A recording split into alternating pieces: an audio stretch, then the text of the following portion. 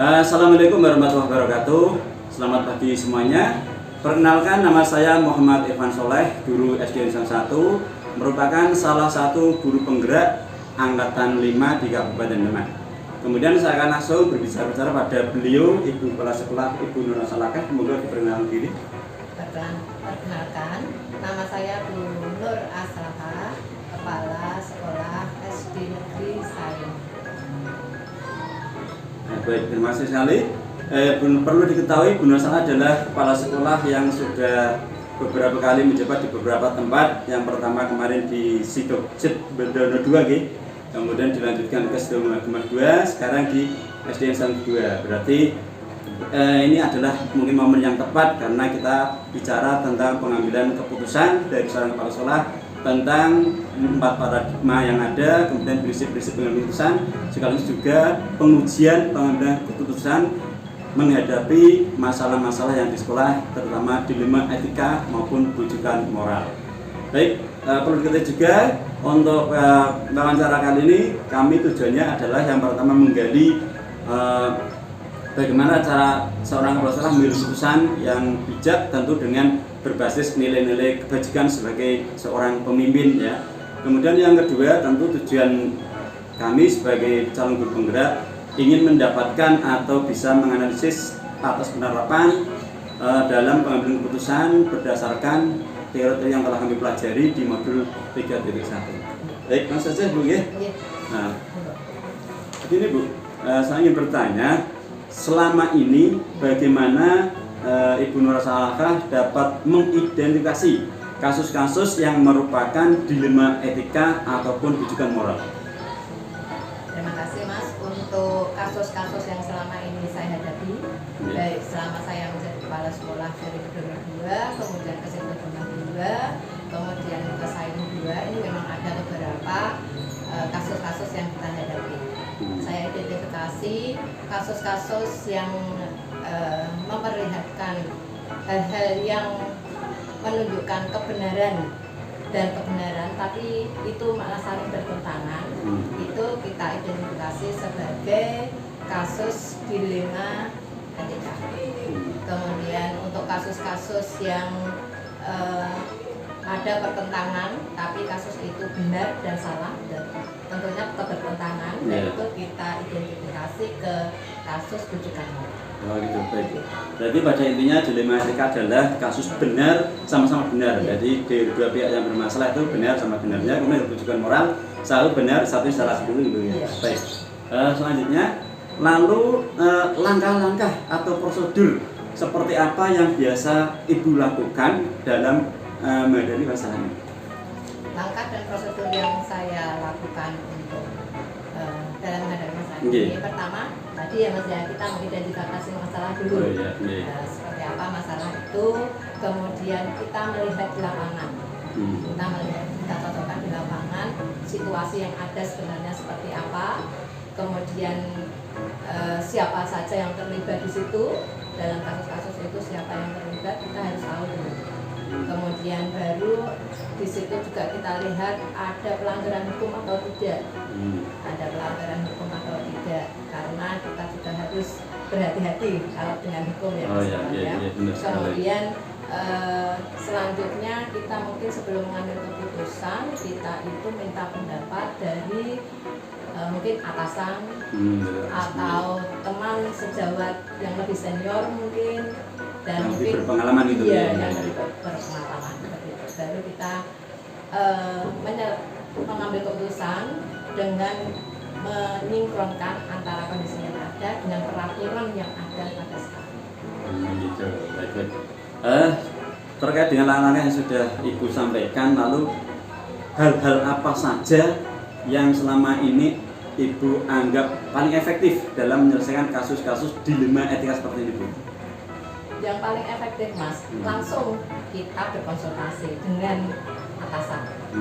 Iya, atasan tadi, kemudian ke teman yang lebih senior, dan tidak menutup kemungkinan juga mungkin dengan guru-guru, walaupun ada di istilahnya teman-teman sejawat.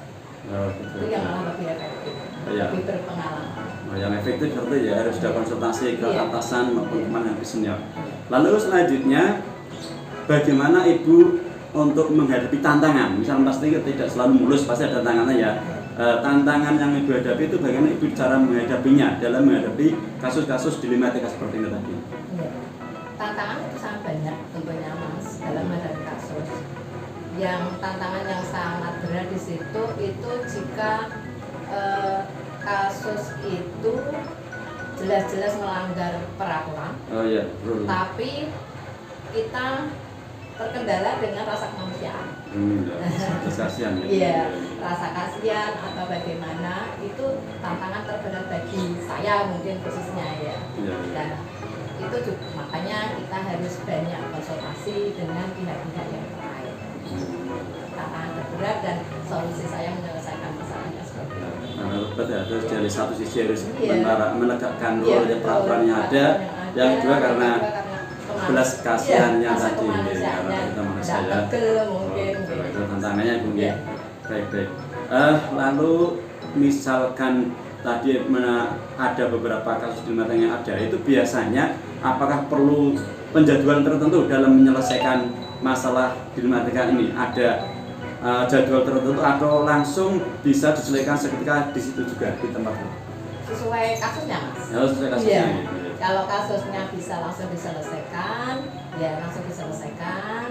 Mungkin ada kasus ringan, ada yang kasus yang mungkin butuh tahap-tahap untuk penyelesaiannya. Tiap kasusnya disesuaikan dengan kondisi. Jadi tergantung insidental seperti itu, manusia. Baik, selanjutnya adakah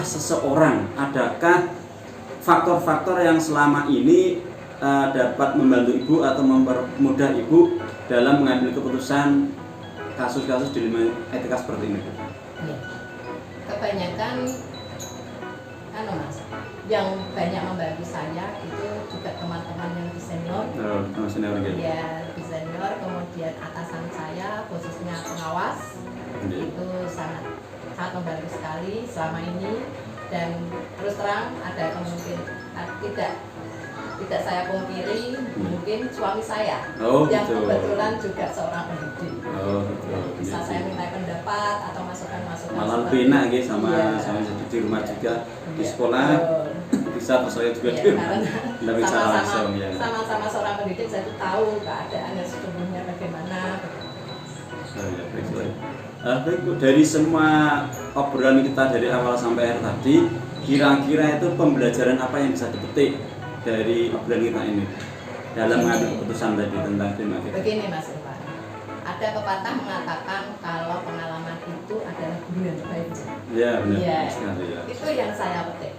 Dari selama ini saya menghadapi kasus-kasus yang ada selama saya menjadi kepala sekolah di Dono 2, di Stokemah 2, dan sekarang di Sayung 2, itu insya Allah itu pengalaman bagi saya yang saya anggap itu saya yakini untuk menjadikan saya lebih bijak ke depannya.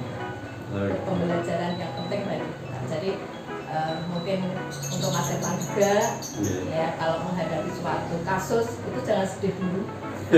Karena itu mesti ada hikmahnya dari kita. Pasti di belakang sesuatu pembelajaran yang terbaik bagi saya. Baik, terima kasih sekali atas obrolan pagi ini, wawancara ini.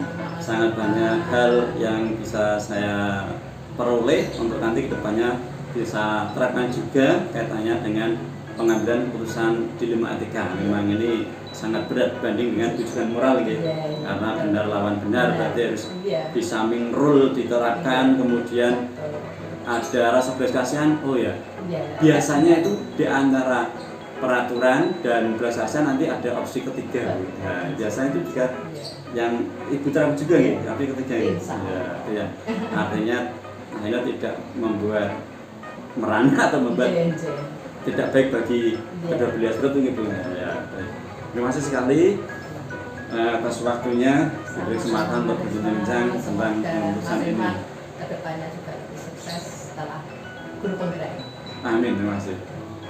Baik, teman-teman, kali ini adalah obrolan saya tentang pengambilan keputusan dengan kepala sekolah Ibu Nur Aslaha sungguh sangat luar biasa, karena yang terpenting berarti dari pembicaranya adalah dalam mengambil sebuah keputusan itu diantaranya harus melihat pengalaman yang telah lalu, karena pengalaman itu adalah paling berharga, tidak bisa diambil sebelum kita melaluinya. Itu sungguh luar biasa. Di samping tentu tadi ada pastinya ada konsultasi ke atasannya juga, kemudian para seniornya. Jadi biar keputusan yang diambil tentu memiliki 3 hal pasti ya. Satu, ada tanggung jawabnya, kemudian pasti juga bernilai kebajikan moral atau universal. Dan yang terpenting karena di sekolah berarti harus berpihak pada seluruh murid kita.